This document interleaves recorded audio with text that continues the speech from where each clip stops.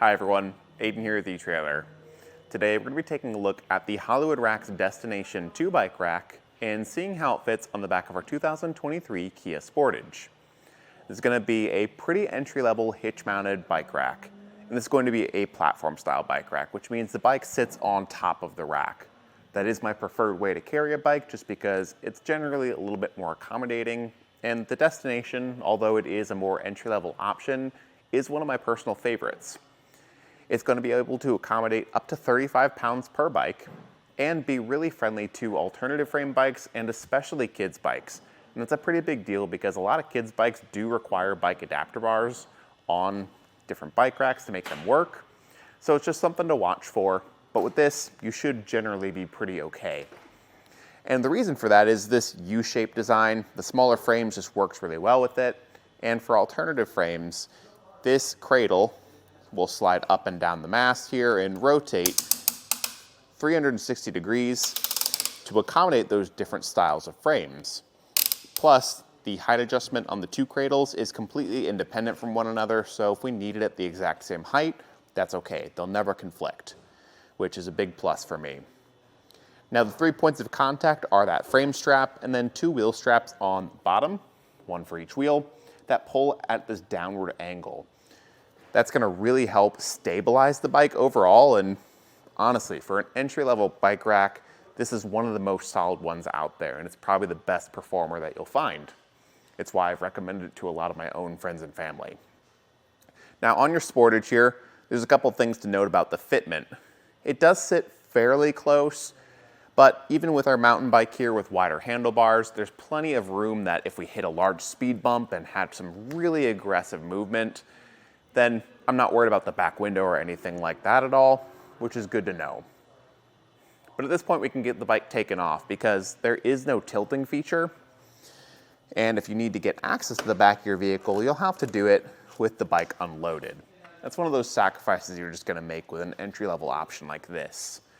But to do this, for each strap, there's a gray button that you can press to release that ratcheting mechanism, and then you can pull that strap out. And when you get to the last one here on the frame, just be careful because that's the thing holding the bike upright. And once that's removed, you can lift it up and away. Now, because there's that center mast on the rack, that's going to be a point that you have to lift over. But as you're lifting over, just know that it's going to be a pretty short mast, and that will help make it a little bit easier. Plus, the heaviest you can go with the bike is 35 pounds, so it's never going to be like a heavy e-bike. I always like to replace most of the straps. I'll keep the one on the mast undone because when we fold this down flat, it'll actually secure the mast in place. To lower the mast, loosen this hand knob at the front, flip this catch plate back, and just tilt this to either side. And when you do that, wrap the strap around the tray, tighten it down, and then that'll make sure that this never pops back up. And then from here, if we needed access to the back of our vehicle, this is how we would get it. There's plenty of clearance now, so for trips to the grocery store or anything like that, we have that access. It is a shame that you can't do it with bikes loaded, but realistically, if you're ever just going from point A to point B, you're probably only accessing the back when you're at your destination or home anyway. With it like this, let's get some measurements.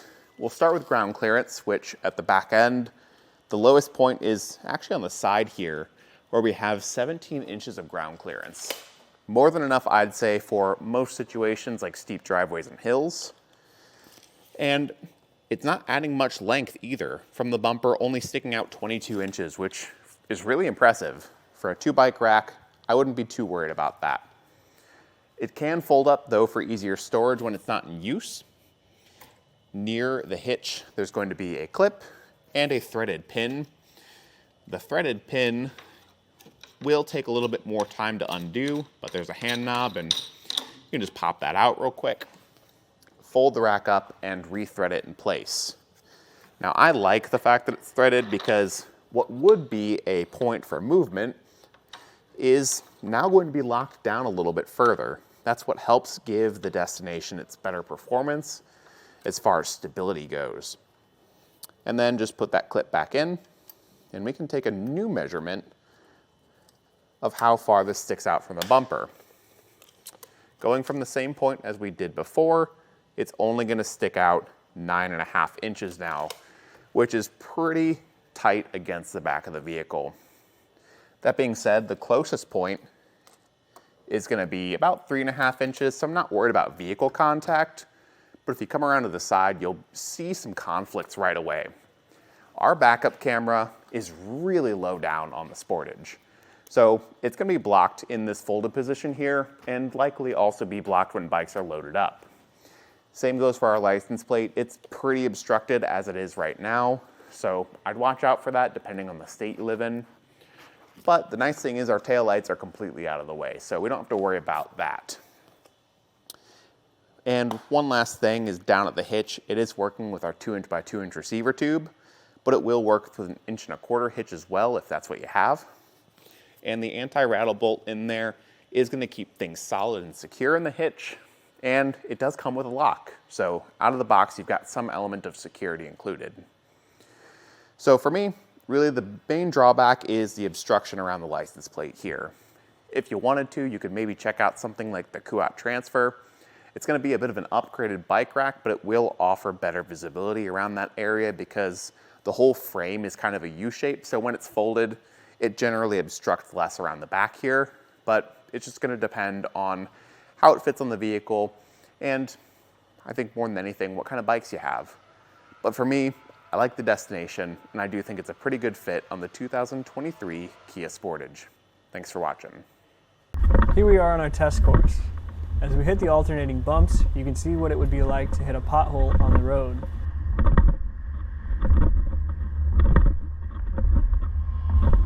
Our solid speed bumps simulate pulling in and out of a driveway or hitting a speed bump in a parking lot.